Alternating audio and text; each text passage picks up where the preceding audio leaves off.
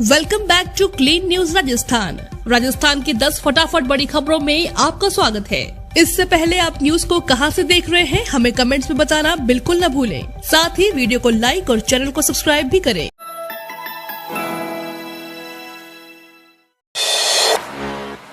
इसी माह में मिलेगी करोड़ों किसानों की सौगात। पीएम किसान सम्मान निधि योजना के 12 करोड़ किसानों का जल्द इंतजार खत्म होने वाला है। अगले किश्त पर एक बार फिर से ताजा अपडेट सामने आया है। मीडिया रिपोर्ट्स के मुताबिक लोहड़ी और मकर संक्रांति के पहले केंद्र सरकार देश भर के करोड़ों किसानों के खाते में 13वीं किश्त के 2-2 हजार रुपए खातों में ट्रांसफर कर सकती है। हालांकि पहले खबर आ रही थी कि 1 जनवरी को पैसा भेजा जा सकता है, लेकिन ऐसा न हो सका। संभावना जताई जा रही है कि इसी महीने में किसानों को 13वीं किश्त का लाभ दे दिया जाएगा। राजनीति से रिटायरमेंट वाले बयान पर सीएम गहलोत का यू टर्न। राजस्थान के मुख्यमंत्री अशोक गहलोत ने अपने बयान से यू टर्न ले लिया है। उन्होंने पिछले दिनों कहा था कि वे राजनीति से रिटायरमेंट के बाद राजनीति की क्लास लेंगे। इसके बाद उनके रिटायरमेंट को लेकर कयास लगाए जा रहे थे। वहीं अब उन्होंने कहा है कि वे अभी राजनीति से रिटायरमेंट नहीं लेने वाले हैं। ऐसे में एक बार फिर से राजस्थान की राजनीति में हलचल तेज हो गई है। उधर सचिन पायलट पूरी तरह से शांत है, उनके समर्थक भी कुछ नहीं बोल रहे हैं। वहीं 23 जनवरी से विधानसभा का सत्र शुरू होने जा रहा है। इसके पहले ही कांग्रेस विधायकों के इस्तीफे वापस लिए जाने की खबर ने पूरे राजनीति में हलचल तेज कर दी है। राजस्थान में पारा -4 डिग्री तक लुढ़का, गलन भरी ठंड। राजस्थान में गलन भरी सर्दी ने रिकॉर्ड तोड़ दिया है।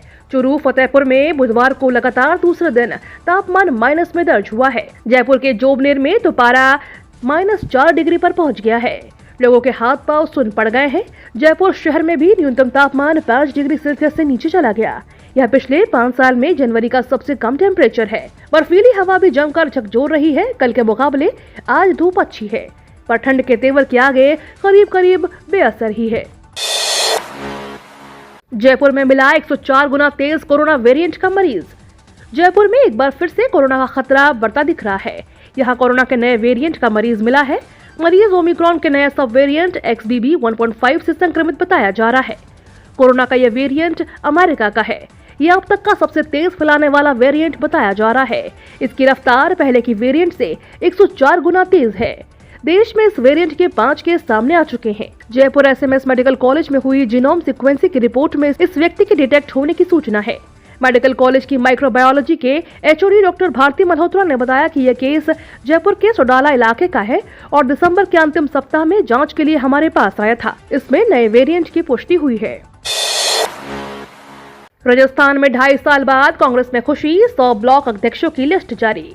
राजस्थान कांग्रेस में करीब 2.5 साल के लंबे इंतजार के बाद आखिरकार कांग्रेस पार्टी में संगठनात्मक नियुक्तियों का काम शुरू हो गया है। PCC चीफ गोविंद सिंह डोटासरा ने ब्लॉक अध्यक्षों से नियुक्ति की कवायद शुरू करते हुए 100 नामों की पहली लिस्ट जारी कर दी है।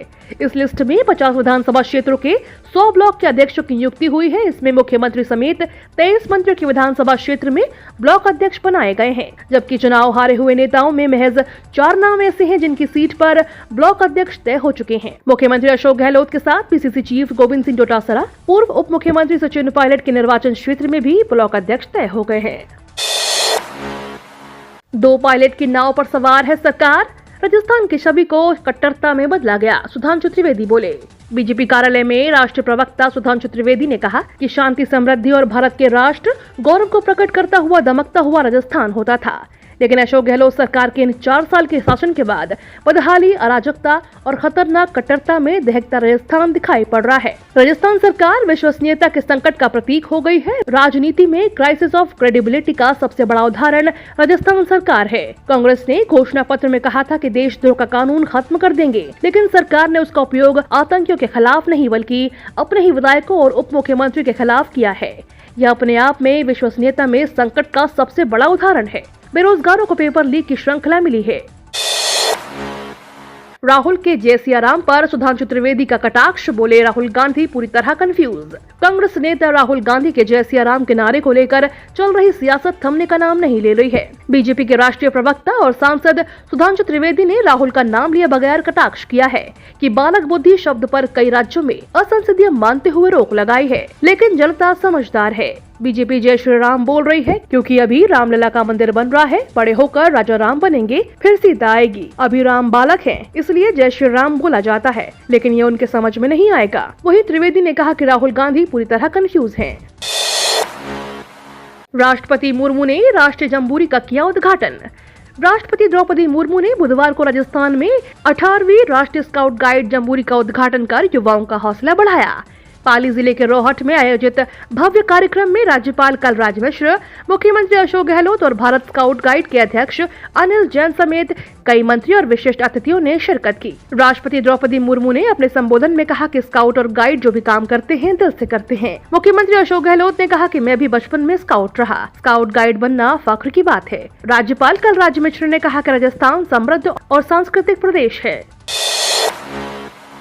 चिरंजीवी बीमा योजना में बड़े बदलाव। राजस्थान मुख्यमंत्री चिरंजीवी स्वास्थ्य बीमा योजना में हुए ये बड़े बदलाव योजना से जुड़े अस्पतालों को स्पेशलिटी सुविधा और डॉक्टरों के नाम डिस्प्ले बोर्ड पर प्रदर्शित करना अनिवार्य कर दिया है। जानकारी प्रदर्शित नहीं करने वाले अस्पतालों पर कार्यवाही होगी। मुख्यमंत्री चिरंजीवी स्वास्थ्य बीमा योजना से जुड़े सभी अस्पतालों को लाभार्थियों के लिए यह जानकारी प्रदर्शित करनी होगी कि उनके अस्पताल में चिरंजीवी योजना के तहत कौन कौन सी स्पेशलिटी उपलब्ध है और कौन कौन से डॉक्टर उससे संबंध है। योजना से जुड़े सभी सरकारी और निजी अस्पतालों यह जानकारी देने वाले डिस्प्ले बोर्ड अस्पताल में विभिन्न स्थानों पर लगाने होंगे। Rajasthan state health insurance agency की मुख्य कार्यकारी अधिकारी सुचित त्यागी ने इस संबंध में निर्देश जारी किए हैं। मोदी कैबिनेट ने ग्रीन हाइड्रोजन मिशन को मंजूरी दी। पीएम मोदी के नेतृत्व में बुधवार को हुई कैबिनेट की बैठक में महत्वपूर्ण निर्णय लिए गए हैं। केंद्रीय मंत्री अनुराग ठाकुर ने बताया कि नेशनल ग्रीन हाइड्रोजन मिशन को केंद्रीय मंत्रिमंडल ने मंजूरी दे दी है। साथ ही उन्होंने जानकारी दी है कि भारत ग्रीन हाइड्रोजन का ग्लोबल हब बनेगा। प्रतिवर्ष 50 लाख टन हाइड्रोजन का उत्पादन होगा।